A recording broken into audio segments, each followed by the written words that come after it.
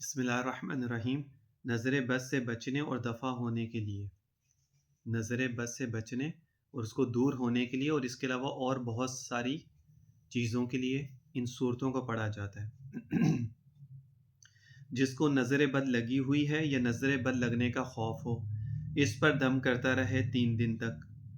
اچھا، صورتیں کون سی ہیں وہ میں بتاتا ہوں آپ کو۔ اور جانور ہو تو اس پر بھی دم کر سکتے ہیں، جانوروں پر بھی، ٹھیک ہے۔ اور گھاس وغیرہ پر دم کر کے ان کو کھلا دے۔ اگر نمک پر دم کر کے 3 دن تک کھلاتا رہے تو بہتر ہے، نمک پر۔ اگر نمک کا مسئلہ ہے تو پھر ویسے بھی کر لے۔ سحر جادو کے دور کے لیے بھی دم کر کے پانی پلاتا رہے ان صورتوں کو پڑھ کے۔ اگر رات کو 3 صورتیں پڑھ کر اپنے اوپر دم کرے تو ہر بلا سے محفوظ رہے گا۔ جس مکان میں سوئے اور سوتے وقت پڑھے اس کے حوادثات سے محفوظ رہے گا۔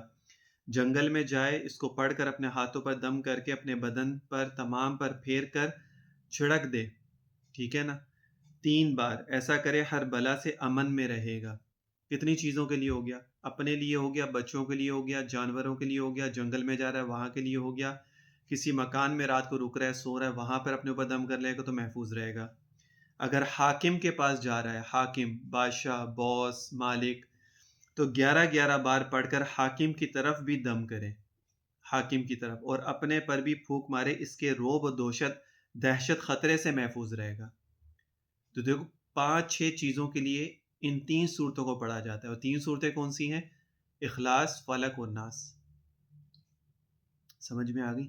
تو اس کا معمول بنا لے، بچوں کے لیے بھی اپنے لیے بھی، انشاءاللہ تعالیٰ اس سے بہت فائدہ ہوتا ہے۔ اور جس طرح بتایا جائے، جس ترتیب میں بتایا جائے، تب ڈیلی روٹین میں اس کو کریں۔ یہ نہیں کہ اگر نظر لگنے کا لگی ہے تو پڑھ لیا، پھر بعد میں پھر چھوڑ دیا، اس لیے پھر معاملات جو ہے نا وہ خراب رہتے ہیں۔ تو چھوڑا مت کریں، یہ تو روزانہ روٹین کی چیزیں جو میرے نبی نے بھی بتایا صبح شام کے اعمال کے اندر، تو اس کو کریں، انشاءاللہ تعالیٰ اس سے ضرور فائدہ ہوتا ہے۔